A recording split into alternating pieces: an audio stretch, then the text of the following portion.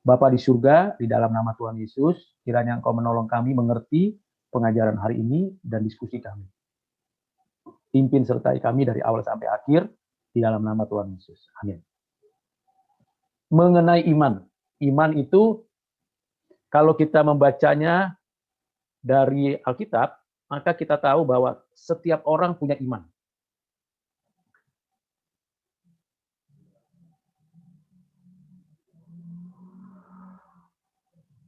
Setiap orang punya iman. Tapi iman ini yang bersifat natural. Berasal dari yang namanya sensus divinitas. Kepekaan atau kesadaran akan sesuatu yang ilahi yang disembah. Karena dosa itu kan tidak tepat sasaran. Arahnya berbelok, tidak pada posisi yang benar. Jadi diarahkan kepada benda, kepada ciptaan, kepada buatan, kepada roh jahat dan dewa-dewa. Nah, itu akhirnya menjadi sesuatu yang membuat agama-agama. Dan setiap agama punya iman. Imannya bukan iman yang menyelamatkan, namanya iman natural. Suatu dasar untuk meyakini sesuatu, sensus divinitas. Yang kedua, iman yang dianugerahkan oleh Allah, ditanamkan oleh Roh Kudus untuk percaya kepada Kristus yang telah menebus, yang telah menyatakan keselamatan. Iman ini adalah iman yang menyelamatkan. Iman ini menjadi instrumen kita bisa percaya. Iman ini yang menjadikan kita menerima semua apa yang diajarkan dalam Alkitab. Dan iman ini jugalah yang menolong kita untuk menjalani kehidupan di dalam Kristus.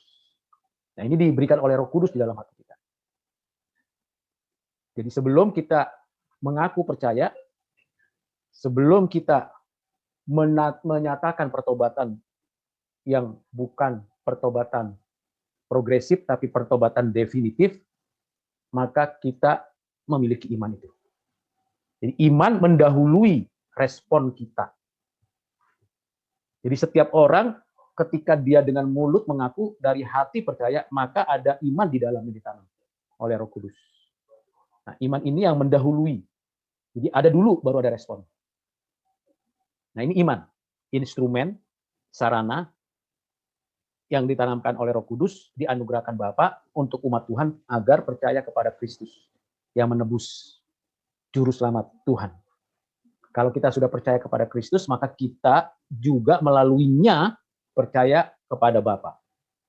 Dan kita percaya kepada Roh Kudus yang memberikannya. Itu iman. Yang ketiga, iman yang dalam pelayanan. Jadi hanya untuk orang percaya tadi diberikan pelayanan, diberikan satu tugas tanggung jawab melayani. Nah, ini namanya iman yang melayani. Karunia pelayanan, karunia iman. Baru keempat adalah iman dalam kehidupan kita sehari-hari untuk berbuat, bertindak, berkata dalam keseharian di dalam iman. Nah, ini 4 hal tentang iman. Nah, iman selalu memiliki 3 kategori. Pengetahuan, kesungguhan hati, dan tindakan. Selalu ada itu. Itu sebabnya Yakobus mengatakan iman tanpa perbuatan adalah mati. Sebaliknya perbuatan tanpa iman, perbuatannya sia-sia. Karena perbuatannya bukan di dalam Tuhan, tetapi di dalam keberdosaan. Iman selalu memimpin rasio. Jadi kalau ada iman, itu memimpin rasio. Rasio di dalamnya tentu ada pengetahuan. Nah, pengetahuan itu atau rasio itu, pengetahuan yang benar itu mengisi iman. Kan iman selalu punya objek. Saya percaya kepada siapa? Ada objek. Ada objek saya dengan yang dipercaya, itu iman. Nah, bagaimana saya mempercayai Kristus, mempercayai keselamatannya, maka perlu pengetahuan. Nah, iman akan memimpin pengetahuan saya, sehingga saya mendapatkan pengertian, lalu saya memiliki iman yang bertanggung jawab. Iman memimpin ilmu pengetahuan, memimpin pengetahuan, pengertian, lalu pengetahuan itu memenuhi isi dari iman saya. Jadi iman bukan asal-asalan. Sehingga orang yang beriman pasti rasional. Orang yang rasional belum tentu beriman.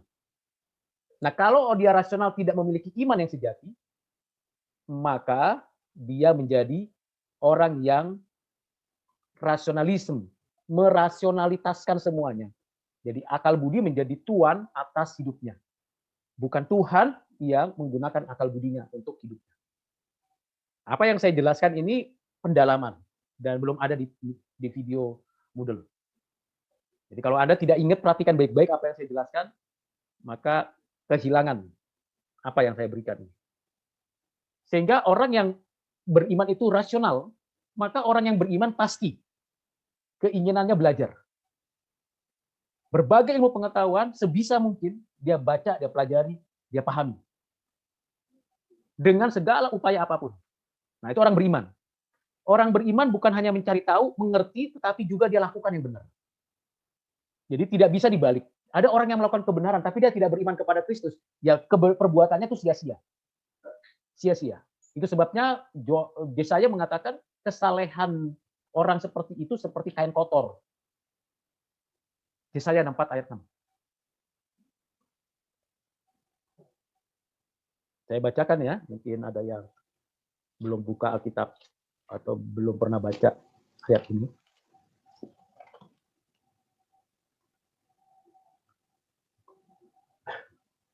Demikianlah kami sekalian seperti seorang najis, dan segala kesalahan kami seperti kain kotor. Kami sekalian menjadi layu seperti daun, dan kami lenyap oleh kejahatan kami seperti daun dilenyapkan oleh angin. Jadi kalau belajar Alkitab, belajar wawasan dunia Kristen, siapkan Alkitab, siapkan buku-buku catatan. Sekalipun online. Kalau mau belajar psikologi perkembangan, psikologi masa, psikologi anak-anak, psikologi apapun, ambil bukunya, buka bukunya, siapkan bukunya, buku catatannya, lalu belajar. Itu namanya belajar. Kalau namanya belajar itu nggak ada bukunya, nggak ada catatannya, itu nggak mungkin. Nggak mungkin. Itu berarti dia menghina diri sendiri. Nah, orang beriman, pasti dia belajar. Jadi, apakah kita orang beriman? Ya, karena kita belajar. Apakah semua orang belajar adalah orang beriman? Tidak. Karena ada orang yang belajar bagus tapi tidak percaya sama Kristus. Maka semua perbuatan pembelajarannya itu akan sia-sia, lenyap, habis seperti angin. Itu bagian pertama. Nah, iman dan pertobatan. Iman dan pertobatan, konversi di dalam konteks pertobatan bukan definitif, tapi pertobatan progresif.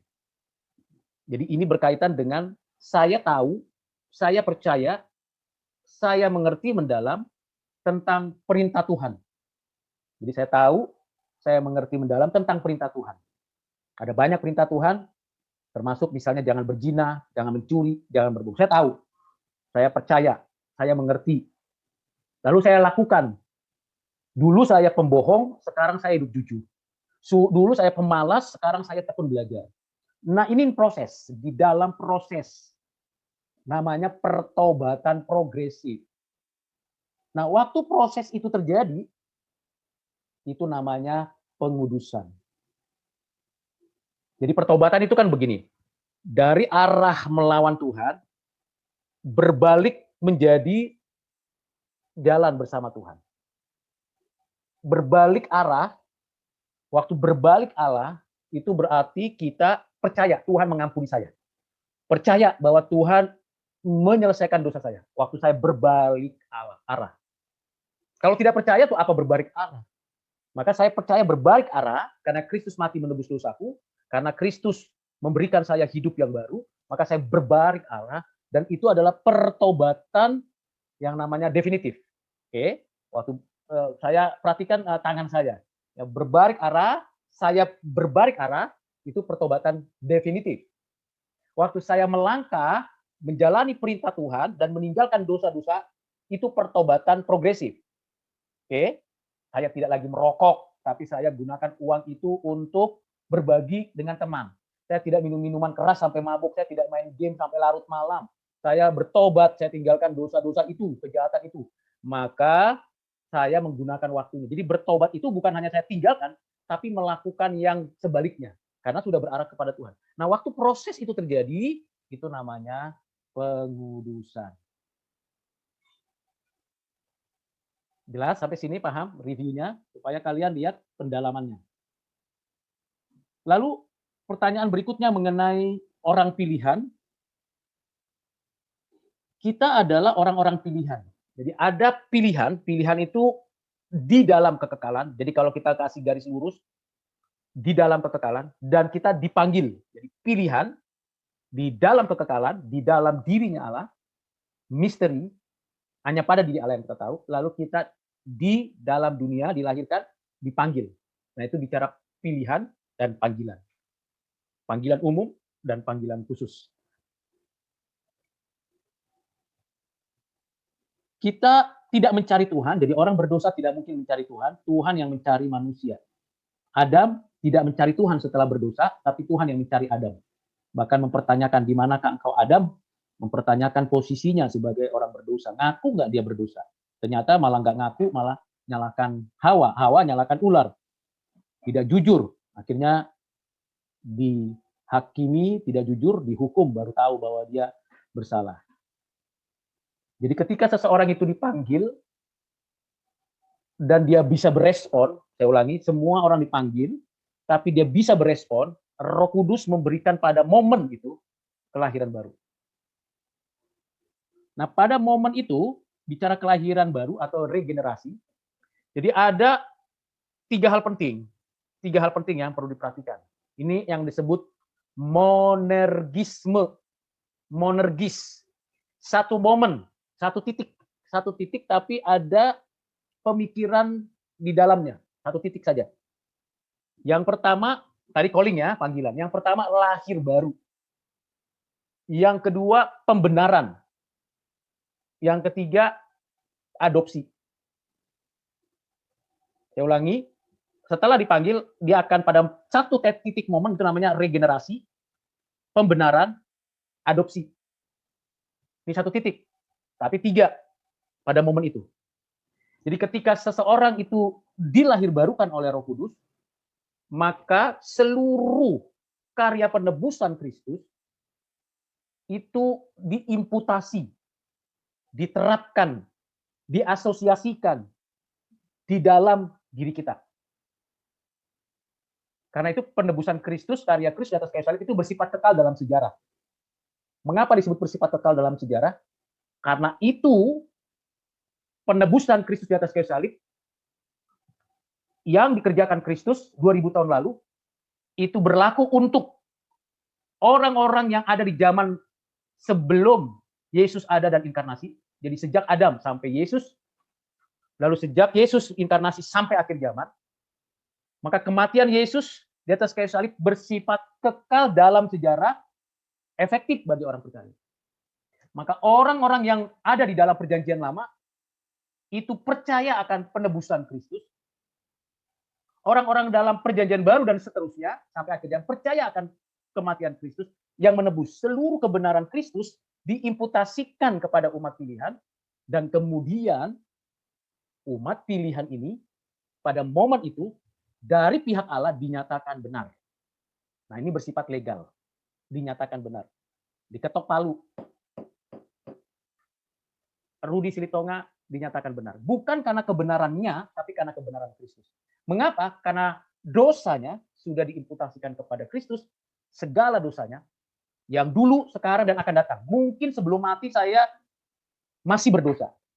Mencuri, berbohong, atau apapun itu yang tidak diperkenan Tuhan. Tapi semua hidupku, seluruhnya, total, dosa yang ada di dalam hidup saya, itu sudah dihapuskan, sudah diampuni oleh Kristus. Bagaimana kita percaya? Karena iman itu ditanam dalam hati. Ketika dia masih berdosa, ketika kita masih berdosa, ia sudah mati menebus dosa kita. Nah, ini kita masih berdosa, in proses, kita mengalami pengudusan, mungkin berdosa, lalu mati, meninggal dunia. Mungkin Rudi Silitonga meninggal dunia karena apa begitu ya? Karena usia kah? Karena sakit kah? Atau karena pemberitaan Injil kah? Atau waktu khotbah kah? Dan sebagainya, kita tidak tahu. Saya juga nggak tahu. Tapi pada momen itu kita tahu dalam proses pengudusan dan masih ada dosa-dosa yang masih belum selesai. Tentu belum sempurna. Tapi di dalam Kristus semua sudah dihapuskan, dibersihkan. Nah, ini penting. Iman seperti itu penting ditanam dalam hati. Namun sisi lain kalau kita cara berpikirnya keliru, wah kalau begitu saya berbuat dosa saja. Toh aku akan dihapuskan dosanya. Maka kalau ada cara berpikir yang keliru seperti itu, dan dia berbuat dosa karena cara berpikir yang keliru itu, maka dia sebenarnya bukan orang percaya. Nah, ini harus jangan lagi-lagi jangan dibalik-balik ya. Jangan dibalik-balik. Saya sudah bicara tadi banyak sekali banyak orang membalik-balik posisinya gitu. Nah, ini penting ya. Jadi ada 3 momen, tiga peristiwa penting dalam satu momen. Regenerasi, pembenaran, adopsi. Lalu dari pihak Allah kita dijadikan anaknya, kita memanggil Allah di dalam Kristus, panggilannya Bapa di surga. Mengapa kita dijadikan anaknya? Karena kita ada di dalam Kristus anaknya, maka keanakan Yesus Kristus itu yang menjadikan kita anak-anak Allah. Saya ulangi, karena keanakan Yesus Kristus itu yang menjadikan kita anak-anak Allah. Bukan karena saya sudah dibaptis, ikut perjamuan kudus, bergereja di A, di B, di C. Tidak. Baptisan tidak pernah menunjukkan bahwa orang itu adalah orang yang sudah lahir baru. Tetapi orang yang sudah lahir baru, orang yang sudah dibenarkan, orang yang sudah menjadi anak Allah, pasti dia lahir mengalami baptisan, menghadapi baptisan. Karena baptisan kan ada 3 jenis ya. Baptisan Yohanes Pembaptis, baptisan rasuli, baptisan yang diperintahkan Tuhan Yesus kepada murid-muridnya, dan baptisan Yohanes Pembaptis itu dilaksanakan oleh Yohanes Pembaptis. Baptisan rasuli, baptisan yang diperintahkan Tuhan Yesus kepada para rasul, para murid, dan kita juga.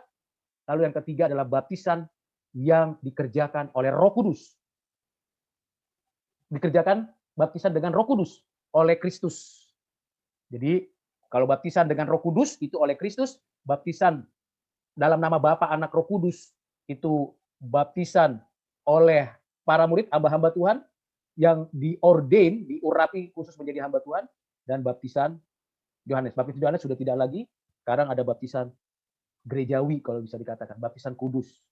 Dan juga baptisan dengan Roh Kudus oleh Yesus. Kapan ada orang yang menerima baptisan dengan Roh Kudus oleh Kristus?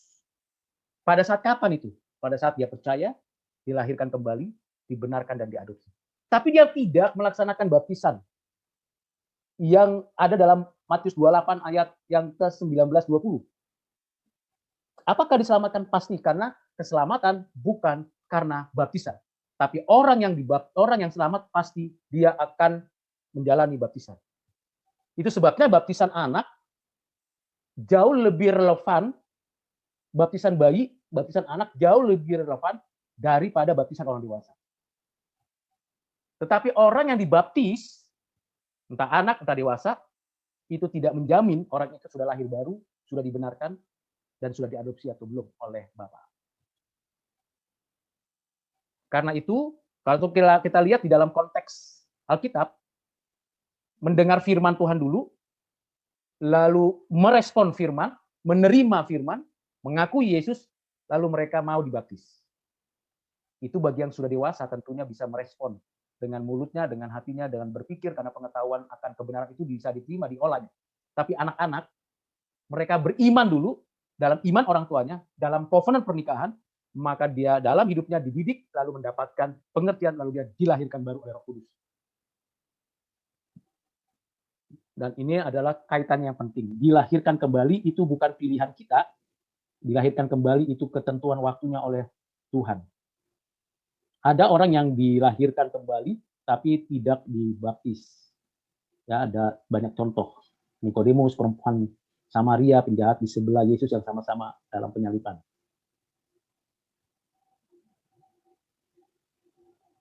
Nah, itu bagian yang penting, 3 ya. Bagian yang berikutnya yang saya mau sampaikan adalah berkaitan dengan sinergis. Sinergis. Jadi tadi monergis, ada yang namanya rohani, kelahiran baru, atau regenerasi, pembenaran, adopsi. Nah, ini 3 ini dalam satu momen, itu satu kali yang namanya regenerasi, nggak berulang kali. Satu kali yang namanya pembenaran, satu kali yang namanya diadopsi. Itu dalam satu momen. Jadi kalau ada ikut KKR, dia datang terima Tuhan Yesus, KKR, dia ikut datang lagi terima Tuhan Yesus. Itu bukan berarti ritual-ritual yang menunjukkan bahwa dia betul-betul orang yang lahir baru. Bisa jadi dalam pengikutan dia, ikut KKR, ikut ibadah, dan dia terima Tuhan lagi, terima Tuhan, itu peneguhan. Bukan momen pertama sekali dia terima Tuhan Yesus. Kan kita jatuh bangun, kita tidak mungkin ada orang sempurna secara utuh. Maka yang penting, bagian kedua, layer kedua adalah sinergis. Tadi monergis. Sepenuhnya dari pihak Allah kalau monergis. Jadi bukan kita rencanakan nih. Saya mau lahir baru. Caranya apa? Saya mau dibaptis. Nggak ada hubungannya. Bahkan ada orang yang mau dibaptis lagi di Sungai Jordan di di Israel sana. Supaya sah. Itu namanya penipuan agama. Udah jelas dibaptis oleh gereja, tidak dibaptis oleh hamba Tuhan di gerejanya, entah bayi, entah anak, entah remaja, sah karena di dalam nama Bapa, Anak, Roh Kudus. Kecuali yang baptis itu saksi Yehova, Mormon, bidat-bidat yang lain. Nah, kalau ada di sini yang saksi Yehova, Mormon atau bidat yang lain, bertobatlah kembali kepada ajaran Alkitab. Bertobatlah dan kembali kepada ajaran Alkitab. Kalau sudah dibaptis satu kali cukup. Memangnya Tuhan tidak tahu. Tuhan nggak perlu diberitahu. Alkitab mengatakan Tuhan tahu semuanya. Cukup. Yang memperlayakkan hamba Tuhan membaptis bukan hamba Tuhannya, tapi nama Bapa, Anak, Roh Kudus. Bukan jenis airnya. Kalau jenis airnya air mana gitu. Nah, ini perlu penting ya. Jadi harus betul-betul dipahami dengan baik bahwa baptisan tidak menyelamatkan. Tapi orang yang diselamatkan, orang yang percaya, dia meyakini baptisan yang pernah dijalaninya adalah bagian daripada rencana Tuhan untuk kita mengenal Dia. Karena perintah Tuhan, baptislah mereka. Muridkan mereka, baptislah mereka. Ada juga murid baptis dulu baru muridkan. Atau muridkan dulu baru baptis. Itu bisa tergantung konteks dan kebutuhan. Lalu di sinergisnya apa itu? Yaitu yang pertama pertobatan progresif yang kita jalani yang disebut dengan kalau kita namanya repentance progresif lalu kita jalani itu maka namanya pengudusan, sanctification. Pembenaran mendahului pengudusan. Jangan dibalik. Pembenaran karena kita sudah status orang benar mendahului pengudusan. Progressive sanctification. Nah, progressive sanctification bukan hanya kita betul-betul dikhususkan, karena kudus itu berarti dikhususkan, tetapi kita betul-betul hidup meninggalkan dosa, melakukan yang benar, meninggalkan yang jahat, melakukan yang baik. Itu progresif, bertahap. Mungkin sampai kematian tidak sempurna, tidak selesai, tapi Tuhan akan sempurnakan pada datangnya Tuhan Yesus kedua kali. Ya, jadi nggak sempurna memang. Mungkin pada waktu akhir hidup kita masih ada nih yang perlu dikuduskan gitu. Dikuduskan itu artinya apa? Bahasa akarnya kados, agios, artinya khusus untuk, itu artinya dikuduskan. Khusus untuk Tuhan. Hidupku seluruhnya untuk Tuhan. Pengudusan emosi, pengudusan pikiran, kehendak. Kalau pengudusan emosi jangan jadi begini, aneh ya. Pak Rudi dengan formatnya, konstruksi berpikir dan cara penyampaiannya clear, tegas, jelas. Lalu karena pengudusan emosi jadi ngomongnya, halo, apa kabarnya? Baik-baik saja ya. Nggak bisa, itu bukan pengudusan emosi. Itu malah justru aneh gitu ya. Dia tidak menghilangkan jati dirinya sendiri. Tapi cara berpikirnya, hidupnya itu berubah. Diubah oleh firman. Jadi pengudusan selalu dikaitkan dengan firman Tuhan. Firman Tuhan, kebenaran-kebenaran Allah. Maka dikuduskan. Pikiran, kehendak, dan afeksi. Arah hidupnya kembali kepada Tuhan. Seluruhnya untuk Tuhan. Kasihnya, kesuciannya, keadilannya. Bahkan marahnya pun marah yang kudus. Marah yang kudus seperti apa, Pak? Ada orang berbuat dosa, lalu kita marah kepada orang yang berdosa itu supaya dia kembali kepada Tuhan. Itu namanya marah kudus. Yesus pernah marah? Mungkin kalau yang nggak rajin baca Alkitab tidak tahu. Bait Allah pelatarannya dipakai untuk jualan. Yesus marah betul. Dia tahan sabar. Dia buat dulu cemeti. Orang berbuat dosa di situ. Sampai akhirnya dia marah betul, jungkir balikin meja dagangan orang-orang yang ada di bait Allah. Pernah nggak Anda melihat pendeta seperti itu marahnya? Katanya murid Yesus. Kalau murid Yesus ikutin dong. Kenapa tidak? Karena banyak pendeta tidak mau marah. Takut dikucilkan, takut dianggap dianggap tidak penuh kasih. Yesus nggak penuh kasih berarti kalau waktu marah-marahin. Bahaya sekali. Tapi porsinya jelas. Yesus pernah mengatakan celaka dan menyatakan itu kepada orang-orang, pernah baca Matius pasal 23. Celakalah kamu, hai ahli-ahli Taurat. Bahasa aslinya sebenarnya terkutuk. Keras Yesus itu emosi. Marah itu. Marah yang suci. Jadi jangan pikir orang Kristen nggak bisa marah. Tapi kalau marah, perlu dibawa ke psikolog. Perlu bawa ke HOP. Perlu dikonsultasikan. Jangan-jangan sudah ada sedikit konslet di dalam batang otaknya. Dia marah terus. Tapi kalau dia marah tepat sasaran karena dosa, kejahatan, pasti. Nah ini penting. Ini pengudusan, ya. Jadi pertobatan, pengudusan itu jadi tanggung jawab kita. Lalu tekun. Gereja, orang percaya, yaitu kita, tekun. Ketekunan kita, ya kita bisa tekun, doa, baca Alkitab, ke gereja, ke kampus, belajar, dan sebagainya. Itu karena kesetiaan Tuhan. Bukan karena saya hebat, saya pintar, saya bisa. Enggak. Tuhan setia menopang kita sehingga kita bisa tekun. Buktinya ada orang yang nggak bisa ikut kelas hari ini. Kalau bukan kasih setia Tuhan, kalian yang bisa ikut kelas, itu nggak mungkin bisa ikut kelas. Bukan karena saya bisa tekun. Enggak.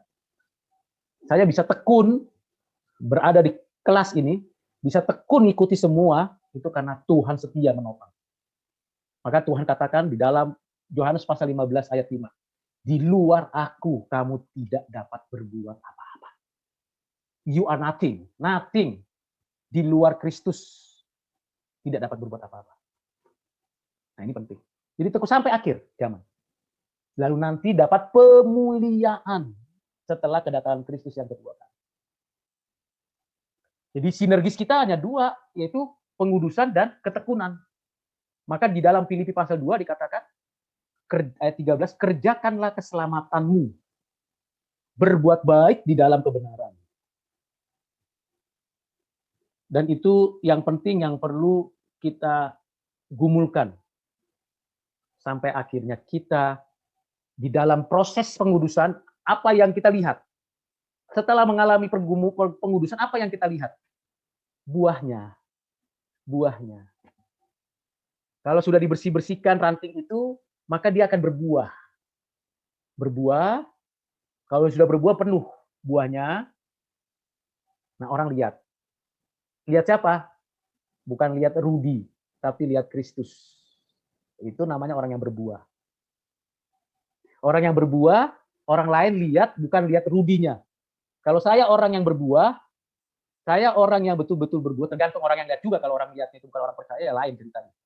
Tapi kalau dia orang yang berbuah, orang lain lihat Kristus, bukan lihat Rudinya. Berbuah. Ada berapa jenis buah? Pertama, buah karakter. Galatia 5 ayat 22-23. Kasih, damai sejahtera, sukacita, dan seterusnya. Itu buah. Buah itu satu, rasanya 9. Tapi banyak lagi buah yang lain. Karakter. Itu yang pertama. Buah apa lagi yang kedua? Buah pertobatan. Hasilkanlah buah sesuai dengan pertobatan. Matius pasal 3 ayat 11.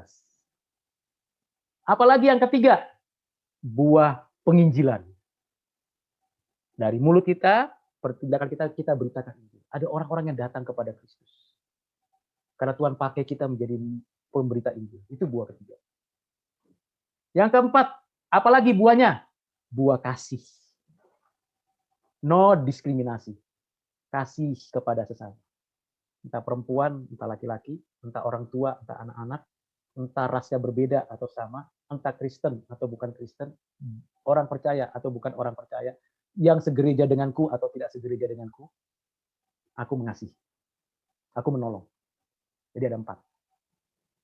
Buah karakter, buah pertobatan, buah Injil, dan buah kasih. Kalau kita mengerjakan itu dengan lengkap, maka ada kepenuhan roh namanya. Jadi kepenuhan roh bukan sila bala-bala selap siksi sepatu balik kambing par joget gitu ya, bukan. Ya, itu bukan bukti bahwa orang itu berbuah, berkepenuhan roh. Itu bukan orang yang kepenuhan roh. Itu orang yang sedang, kalau dia berbahasa lidah mesti ada yang menafsir. Kalau saya tadi berbahasa lidah, misalnya sik sepatu manik kambing par joget si bang bangkar jula. Misalnya saya ngomong begitu terus sebelah saya artinya adalah Tuhan berfirman. Misalnya begitu ya. Tapi itu kan 64 menit nggak ada artinya sebenarnya. Itu bahasa Batak kuno yang paling kuno yang nggak ada dimengerti sampai sekarang. Itu bukan bahasa lidah. Tapi kalau bahasa lidah itu karunia pelayanan untuk orang lain. Untuk orang lain, bukan untuk saya saja, tapi untuk orang lain, untuk jemaat. Apa tandanya orang dipenuhi Roh Kudus? Penuh firman. Jadi dia bukan hanya hafal, baca Alkitab, ngerti firman. Jadi orang yang dipenuhi Roh Kudus pasti suka baca Alkitab. Nanti saya tes misalnya. Kalian baca Alkitab nggak? Saya tes. Ya, coba saya tes. Membuktikan dipenuhi Roh Kudus apa enggak. Berarti belum dipenuhi. Karena itu orang dipenuhi Roh Kudus itu nggak setiap hari. Yang kedua, orang yang dipenuhi Roh Kudus pasti berani bersaksi di tengah kondisi keadaan apapun. Termasuk siapa? Stefanus.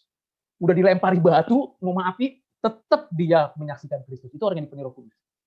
Kalau kita dilempari batu, waktu terima, siapa yang percaya sama Yesus? Tiba-tiba ada lempari batu, kabur kita. Nah, kita mungkin belum dipenuhi Roh Kudus. Kita dipimpin Roh Kudus, tapi belum dipenuhi Roh Kudus karena ketakutan. Ketiga, orang yang dipenuhi Roh Kudus, luar dalam hidupnya suci.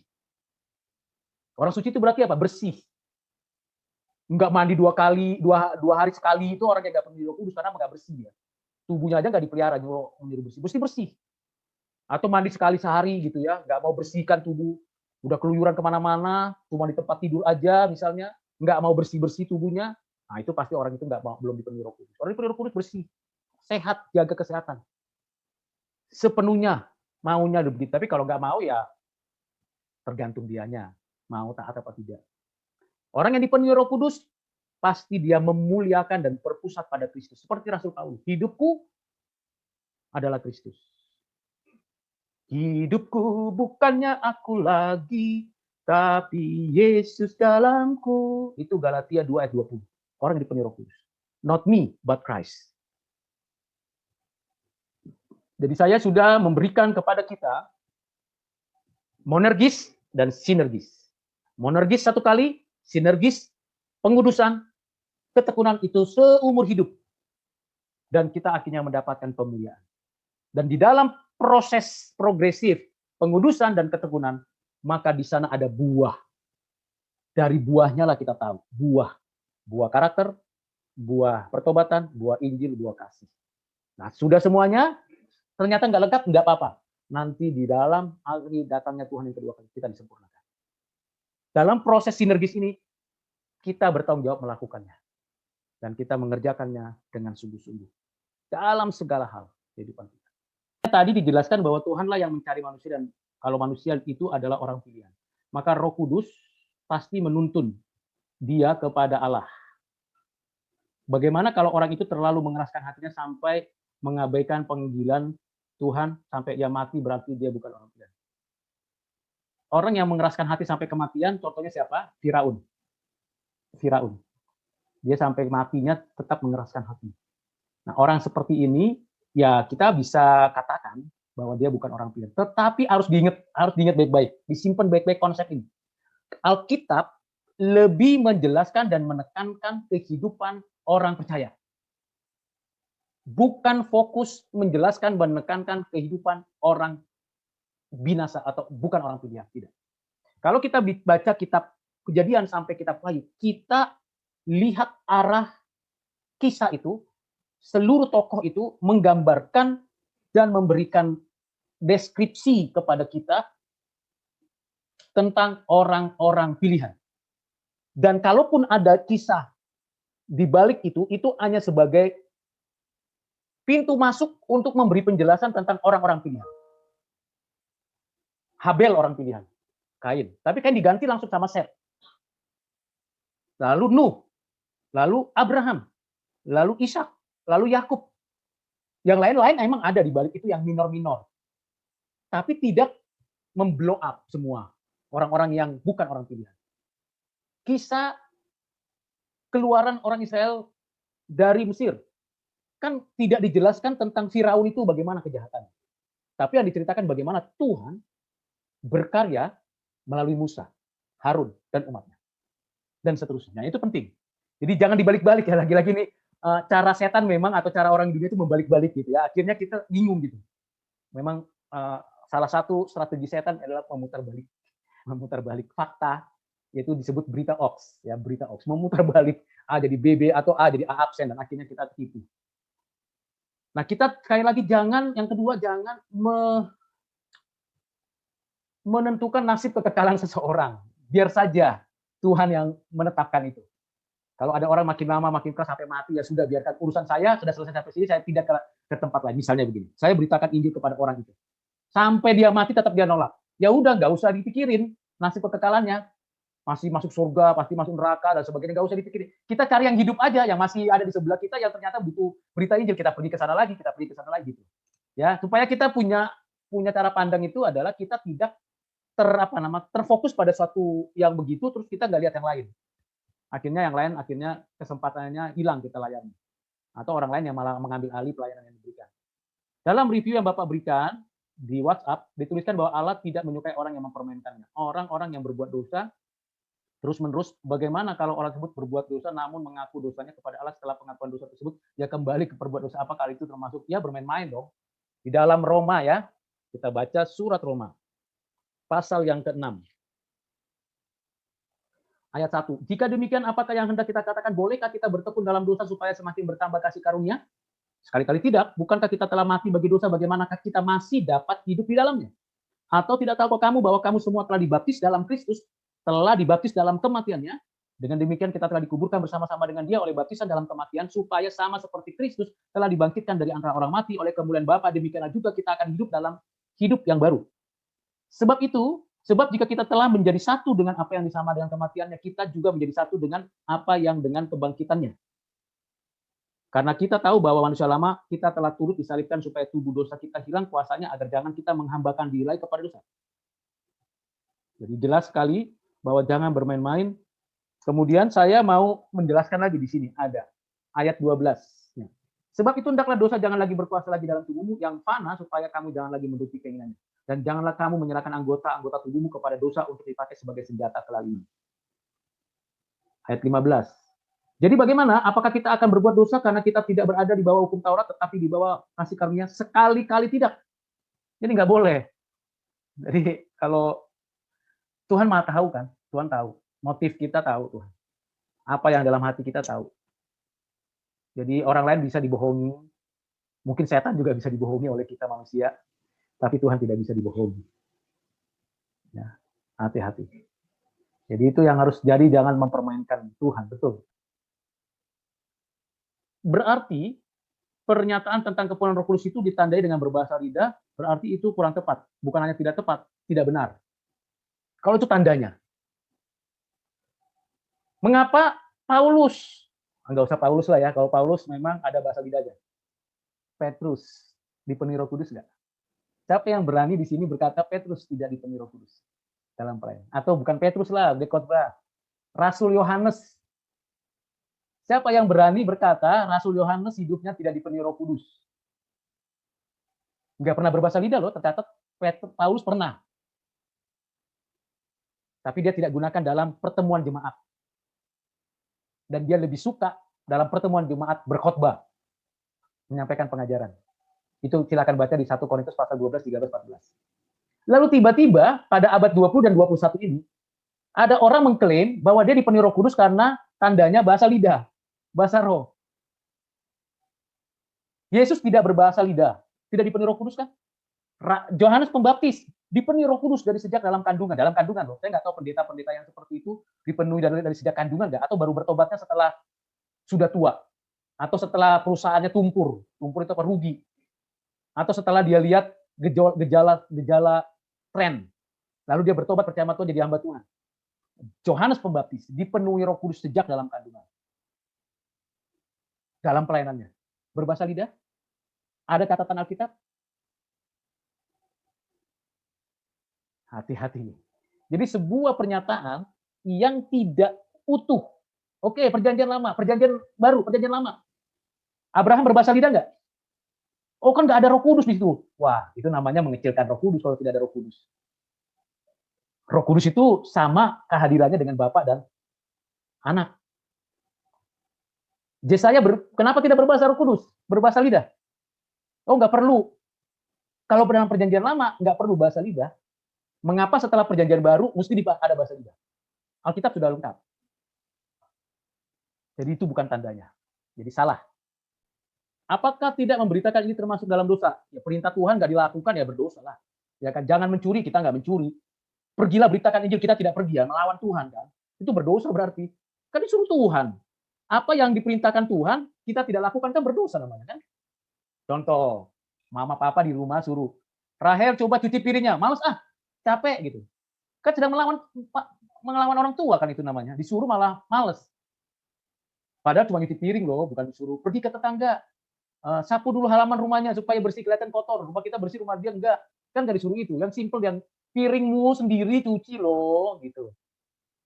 Misalnya, Jenis, coba tempat tidurmu habis tidur bersihkan, kamarnya disapu, dipel, bersih. Nggak mau nanti aja. Nanti sampai besok, sampai lusa, sampai tahun depan nggak dibersih-bersihkan. Kan itu berdosa, melawan. Emang papa mamanya senang kalau begitu kan enggak kan?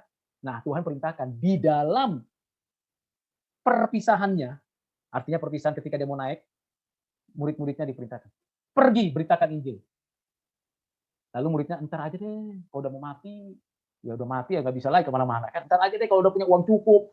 Wah, Tuhan kasih fasilitas sekarang. Ada YouTube, ada Facebook, ada Instagram, ada Line, ada Telegram, ada macam-macam. Ayo pergi beritakan Injil. Wah, iya ya, nggak kemana-mana tapi bisa kemana-mana. Tapi tetap juga malas. Jadi melakukan pelanggaran. Pak, saya ingin bertanya. Pertanyaannya adalah, apakah baptisan menjadi suatu hal yang wajib bagi orang percaya? Iya dong, perintah Tuhan. Pergilah jadikan semua bangsa murid, baptislah mereka dalam nama Bapa, Anak, Roh Kudus. Bukan hanya wajib, itu sakramen, sakral, suatu covenant dengan Tuhan. Terhisap kita dengan menjadi warga kerajaan surga. Lalu jika dikatakan baptisan hanya satu kali saja dalam hidup, bagaimana dengan orang yang tadinya Katolik sudah dibaptis secara Katolik lalu pindah agama menjadi Kristen? Nggak usah dibaptis lagi, orang namanya sama kok. Dan sudah ada kesepakatan KWI dan PGI, bahkan aras gereja-gereja sudah sepakat. Kalau antar gereja, saya ulangi, kalau antar gereja, entah Katolik, entah Protestan, entah Karismatik, entah Pentakosta, kalau antar gereja yang memiliki core belief yang sama, apa itu? Percaya kepada Bapa, Anak, Roh Kudus, percaya Alkitab adalah firman Tuhan, percaya Yesus Kristus adalah Tuhan, Tuhan dan Juru Selamat pribadi dan satu-satunya, percaya bahwa keselamatan itu anugerah, percaya untuk semua ada kepastian keselamatan, core belief-nya sama, tak perlu baptis ulang. Kenapa? Karena dalam nama Bapa, Anak, Roh Kudus. Tapi Pak, itu dipercik. Lo mau dipercik, mau dicurah, mau ditenggelamkan, mau disiram, mau disebur, mau dilempar, begini air ya. Kalau dulu kalau pelayanan penginjilan di desa satu kampung, pendetanya cuma satu kampung ada 200-300 orang percaya sama Tuhan Yesus, satu persatu gitu. Terus cari sungai. Belum ini udah sana udah masuk ke sana duluan begitu ya waktunya. Ada yang pakai air itu di dalam nama Bapa, Tuhan Yesus Kristus dan Roh Kudus, amin, dibaptis semua satu kampung. Bisa. Cara tidak menentukan sahnya, tapi nama Bapa, Anak, Roh Kudus. Jadi nggak perlu baptis ulang. Nggak perlu. Kecuali dari saksi Yehova. Karena apa? Saksi Yehova itu bidat dan pengajaran sesat. Dari Mormon, dari Christian Science, dari bidat-bidat lain. Itu baru. Ya kalau Pentakosta ke Katolik, Katolik ke Pentakosta, Pentakosta ke apa ya, ke HKBP, HKBP pindah ke GKI, GKI pindah ke Gemit, lalu pindah lagi ke Baptis. Tapi jangan pindah-pindah lah. Satu aja sama aja kok, ya kan? Cuma cara pendetanya aja beda-beda, latar ibadahnya beda-beda. Gak usah pindah-pindah. Kecuali Anda sudah punya calon di gereja lain, ya sudahlah pindah pilih gantian lah. Nah, sulit aja gitu, mau pilih gereja mana gitu. Tapi gak usah dibaptis ulang. Sama kok, ya. Kecuali Anda masuk ke dalam gereja yang nggak benar. Ya, gereja setan lah apa namanya gitu ya. Kalau dilihat kan ada KKR yang dibuat dalam biasanya tuh kayak ada sesi pengakuan gitu dan bahkan sampai banyak orang yang pada awalnya belum bisa berbahasa lidah langsung bisa berbahasa lidah. Lalu menurut Bapak apakah orang tersebut dipenuhi Roh Kudus? Tidak. Coba setelah KKR ya datangin ke rumahnya. Mau tes simple. Satu orang aja. Nanti aku ikutin kamu ya ke rumahmu. Pengen lihat bahasa lidahnya konsisten nggak? Datangin. Terus pantau dia 2 minggu, 3 minggu, tahun. Bertumbuh nggak imannya? Bersaksi nggak tentang Kristus kepada Islam, Buddha, Hindu, dan agama-agama lain? Karakternya betul-betul makin serupa Kristus nggak? Kalau nggak, itu fenomena keagamaan, ritual keagamaan. Nggak ada hubungannya dengan kepenuhan Roh Kudus. Itu pandai-pandainya pembicara dan pengkhotbah yang disebut dengan psikologi massa. Hitler melakukan itu. Hitler menggunakan itu dengan kekuatan, dia berpidato, dia bisa mempengaruhi orang lain. Itu biasa dalam dunia orasi. Yang paling hebat itu Plato, Hitler, Soekarno, presiden kita. Itu hebat dalam berpidato. Orang akan dia mendengar dan perhatikan. Dan pada saat itu kalau dikasih ajaran-ajaran yang nggak beres, bubar semua. Seperti siapa? Hitler. Akhirnya 6 juta orang Yahudi dibunuh oleh satu orang yang punya kekuatan berbicara. Nah, apakah itu berarti orang yang berbahasa lidah seperti di saat itu terus dipenuhi Roh Kudus? Saya tidak yakin bahwa itu adalah dari Roh Kudus. Bagaimana Pak Rudi tidak meyakinkannya? Sederhana. Ikuti hidupnya 1 hari aja. 1 hari aja. Gak usah muluk-muluk. Kita gak usah munafik, gak usah cari pembenaran diri. Lihat hidup orang itu. Lihat hidup pendetanya. Mau nggak dia seperti Kristus? Meletakkan kepalanya saja untuk tidur tidak ada. Mau? Itu saja sih. Sederhana kok. Menguji itu sederhana. Kembali kepada apa yang diajarkan Yesus. Sulit memang, tapi itulah. Jadi kalau kita asal terima saja, repotnya kita akhirnya ditipu. Mengatakan bahwa monergis itu sepenuhnya dari Allah. Nah, kalau sinergis sepenuhnya dari Allah juga atau tidak, Pak? Iya, sepenuhnya dari Allah, tapi juga sekaligus respon kita, tanggung jawab kita. Jadi sinergis itu sinergi. Jadi kerjasama. Itu bukan bicara keselamatan, tapi bicara tentang tanggung jawab. Maka saya katakan, saya bisa bertobat, saya bisa hidup kudus karena pekerjaan Roh Kudus dalam hati saya. Lalu saya bertanggung jawab. Tadi saya katakan, saya bisa ikuti kelas, ngajar seperti kalian. Itu karena Tuhan menekun menopang kita, memelihara kita. Jadi sepenuhnya dari Allah, sepenuhnya dari kita bertanggung jawab. Tapi kalau monergis, nggak ada andil sedikit pun dari kita sebagai manusia. Nah, bagaimana dengan kisah pasal 2? Kisah pasal 2 itu dipenuhi itu bahasa, bukan bahasa Allah, tapi bahasa yang lain. Bahasa yang lain. Jadi saya waktu berbicara ini, Laura Precious dari etnis apa ya? Ras apa ya? Iya, Pak. Kamu dari mana rasnya? Saya Tionghoa, Pak. Oke. Nah, waktu saya bicara begini tadi, saya pakai bahasa Mandarin nggak? Enggak, Pak. Enggak, karena memang saya nggak bisa bahasa Mandarin. Nah, ketika para rasul itu berkhotbah di Yerusalem pada hari Pentakosta, misalnya ya, kita mau imajinasikan dalam konteks kekinian. Lalu, Laura mendengarkan saya berbicara itu karena Laura cuma bisanya bahasa Mandarin, nggak bisa bahasa Indonesia. Lalu ketika saya bicara tadi panjang lebar, menjelaskan semua pengajaran, Laura mendengarnya dalam bahasa Mandarin. Nah, itu namanya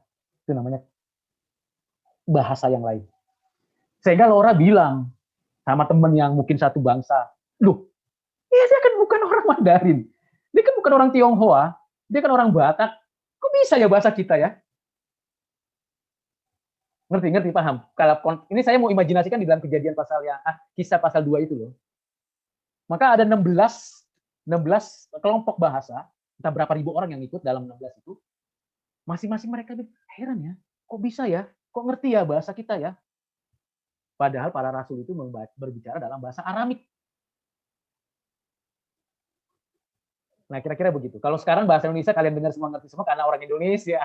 Ya kan, wajar ngerti dikit lah kan, kalaupun ada istilah-istilah yang sulit, tapi bahasa Indonesia masih begitu.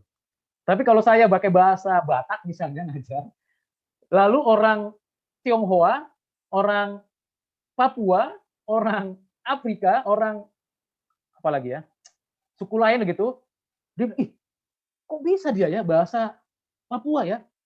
Padahal saya ngomong, saya juga heran, kok dia ngerti ya?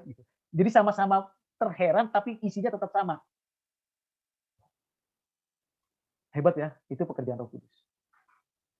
Ada yang begitu nggak? Pernah ngedenger? Nggak ada. Yang ada seperti ini, sila bala. Lalu yang lainnya ngikutin. Oh ya, Yesus, oh Yesus. Gitu kan. Saya pernah ikutin? Nggak pernah. Masuk ke dalam penelitian di dalam. Saya nggak jatuh-jatuh sampai ulang, jatuh dong, di belakang sudah ada beberapa orang nahan saya. Saya lihatin ngapain nahan saya di belakang. Takutnya saya jatuh ke belakang. Padahal Tuhan Yesus selalu kalau dalam Alkitab, kalau orang percaya, sungguh jatuhnya ke depan, bukan ke belakang. Ajaib kan, aneh ya? Itu gejala apa? Alkitab. Nah, ini harus hati-hati. Jadi be careful and back to Bible. What the Bible say. Apa yang Alkitab katakan. Tentang karunia roh. Di dalam karunia itu karunia roh. Ada 2 karunia pelayanan. Ada kedua karunia ya untuk orang percaya, yaitu karunia jabatan dan karunia pelayanan. karunia jabatan dari Kristus. Nabi, rasul, penginjil, penggembala, pengajar. Itu untuk gerejanya supaya makin kenal dan mengerti tentang firman. Bagaimana melayani Tuhan, bagaimana mengasihi sesama. Itu karunia jabatan gerejawi. Tapi ada karunia dari Roh Kudus, karunia yang namanya karunia pelayanan. Karunia pelayanan tiap orang pasti mendapatkannya. Hanya tujuannya untuk apa? Pertumbuhan jemaat bersama. Ada karunia bernubuat, berkhotbah maksudnya, ada karunia berbahasa lidah, ada karunia mengadakan mujizat, tapi untuk bersama, supaya bersama bertumbuh. Jadi enggak cuma satu karunia.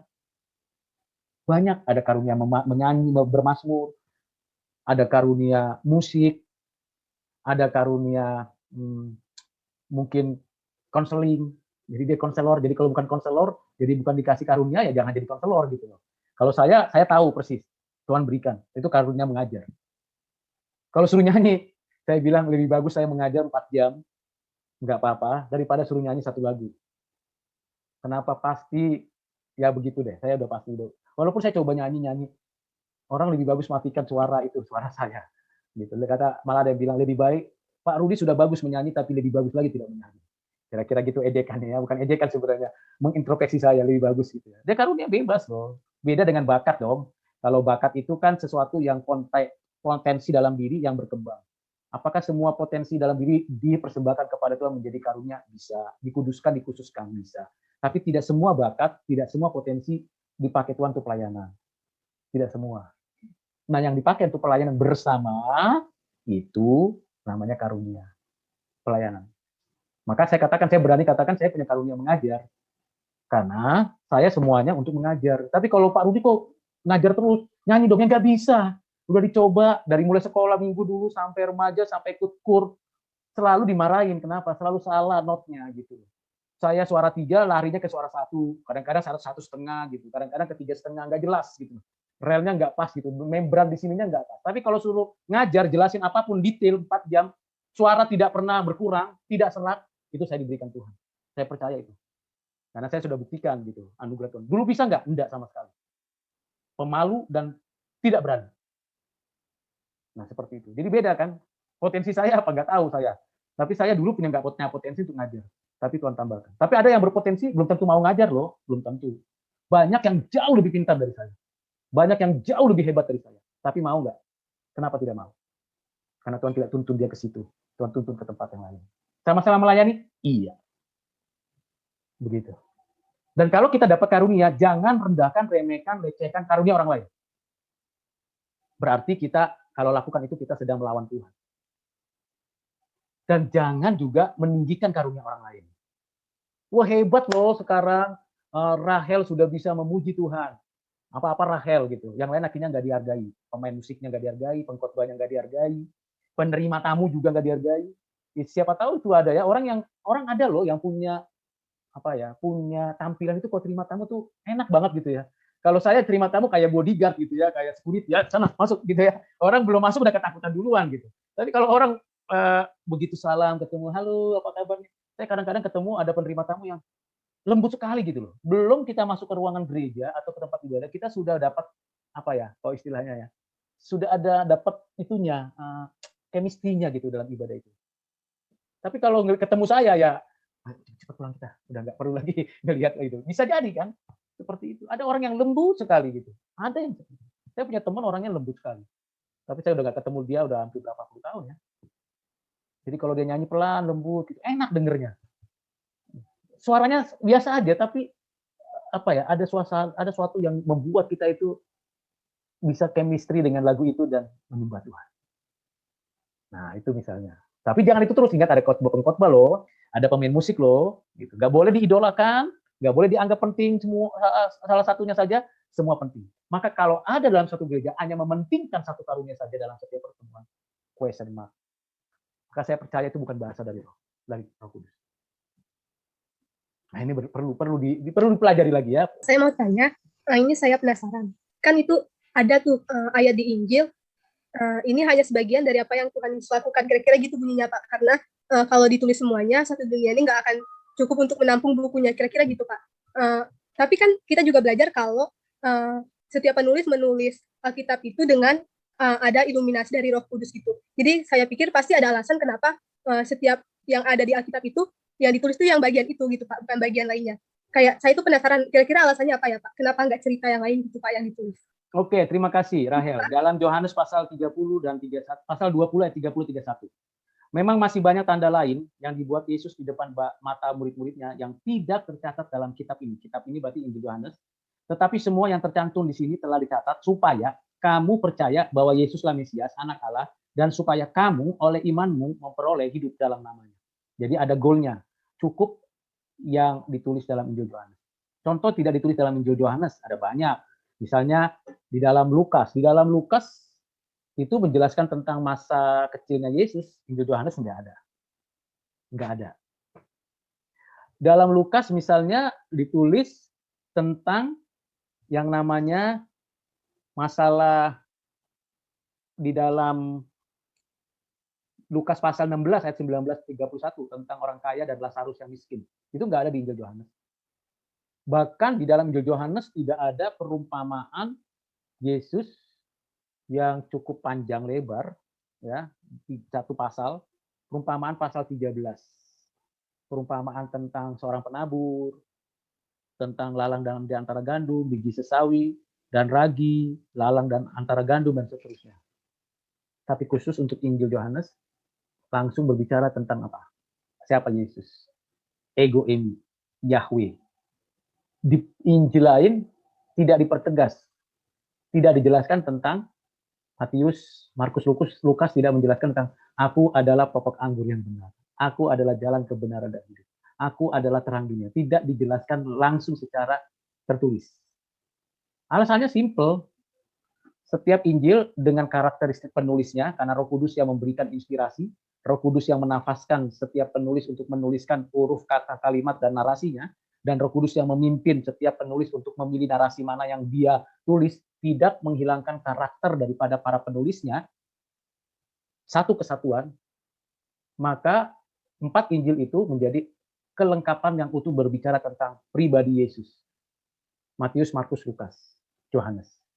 Saya kurang setuju kata sinopsis, walaupun itu perlu, tiga kitab yang melihat satu peristiwa sejarah, kisah yang dikerjakan Yesus yang ditulis dalam Matius, Markus, Lukas. Disebut Injil sinopsis. Sementara Injil Yohanes bukan Injil sinopsis. Saya tidak terima pendapat itu karena sebenarnya tiap-tiap kisah itu memiliki penekanan yang berbeda-beda. Tidak bisa menjadi sebuah keterpisahan, tetapi juga tidak bisa membuat bahwa itu sama tapi tidak ada keunikan. Tidak. Justru semakin kita baca, kita makin tahu bahwa keempat Injil itu menjadi kisah melodi tentang Injil yang harmonis, yang indah, yang utuh, yang komprehensif. Bicara tentang kemesiasan, bicara tentang kemanusiaan, berbicara tentang keilahian, dan berbicara tentang keyahwean, gitu, Yahweh-nya daripada pribadi Yesus. I am who I am. Nah, khusus untuk Injil Yohanes, penulis ini memberikan penekanan kepada pembacanya, masih banyak tanda lain. Jadi kan ada tanda pertama di dalam Yohanes pasal 2, yaitu air menjadi anggur. Air menjadi anggur kan nggak ada di Matius, Markus, Lukas. Tapi tanda itu dan tanda yang lain, nanti ada beberapa tanda lagi, di situ ada 7 paling tidak, yang menggambarkan penyataan kuasa Yahweh mengubah dari air menjadi anggur, artinya dia kemahakuasaannya, bahwa dia setara dengan kemahakuasaan Bapa yang mencipta langit dan bumi, dan sebagainya. Kalau dibaca lagi, diurut lagi, maka banyak sekali hal yang bisa dituliskan. Tetapi cukup dengan 7 tanda, dengan mujizat-mujizat yang terjadi, untuk memberikan penyataan bahwa Yesus Kristus adalah anak Allah yang tunggal, penebus kita. Dan siapa yang percaya, beroleh hidup kekal. Kira-kira begitu. Jadi itu nanti di dalam teologi, dalam seminari itu dipelajari tentang surat-surat tentang Injil. Lalu nanti namanya pertama eksegese, baru eksposisi, lalu komparatif kitab, lalu kemudian membangun teologi biblika, lalu membangun teologi sistematika, lalu membangun teologi praktika, lalu menjadi satu komprehensif untuk kehidupan bergereja di dalam kehidupan Kristen. Nah itu pembelajaran di seminari. Jadi mesti bisa mengerti bahasanya, prinsipnya, arahnya, keutuhannya. Kira-kira begitu. Yang pasti siapa saja yang baca Alkitab dari 4 Injil itu, misalnya terangkatlah hanya satu yang dibaca, ya orang akan tahu siapa Yesus dan jadi juru selamat dia, penebus hidupnya. Begitu. Karena kalau kita lihat di daratan Tiongkok sana, di daerah-daerah yang sulit, itu kadang-kadang Alkitab itu selembar-selembar dikirim. Selembar-selembar, lalu dibaca, kirim lagi ke desa lain. Karena kalau ketahuan kan ditangkap, penjara, atau dimasukin ke dalam camp konsentrasi kan. Jadi selembar, dibaca, taruh lagi, kirim. Jadi kadang-kadang yang beredar itu sudah nggak urut-urutan, tapi tetap baca, selalu ada gairah untuk membaca. Makanya orang di daerah Tiongkok sana kalau dapat Alkitab yang utuh, tapi banyak sekali yang coret-coretan, paling seneng. Jelek sekali, tapi dia dapat utuh, seneng banget. Kalau di kita dapat utuh sampai selamanya utuh gitu, nggak pernah baca masalahnya. Dari sejak beli di toko buku atau di Alkitab, ya nggak pernah dibaca. Karena apa? Mungkin sudah dijejet. Jejet nggak pernah dibaca juga. Yang ada cuma ngeliat IG-nya saja, ya dan sebagainya. Mungkin kita yang pertama tolong doakan kita supaya semua sehat, yang sakit disembuhkan, yang lemah dikuatkan, yang letih lesu diberikan penghiburan. Yang kedua doakan supaya nantinya UAS berjalan dengan baik dan lancar dan hasilnya yang terbaik. Oke? Ya, Pak. Oke, mari kita berdoa, silakan. Jeremy. Mari kita berdoa. Tuhan tolong berikan negara kita kesehatan dan lepas dari corona, dan kuduskan semua mahasiswa kita agar lepas dari penyakit-penyakit yang ada, Tuhan. Tuhan tolong berkati juga untuk UTS kita, UAS kita, untuk dapat nilai yang lebih baik, Tuhan. Dan tuntun kami agar tidak mencontek, Tuhan. Dalam nama Tuhan Yesus, amin. Amin.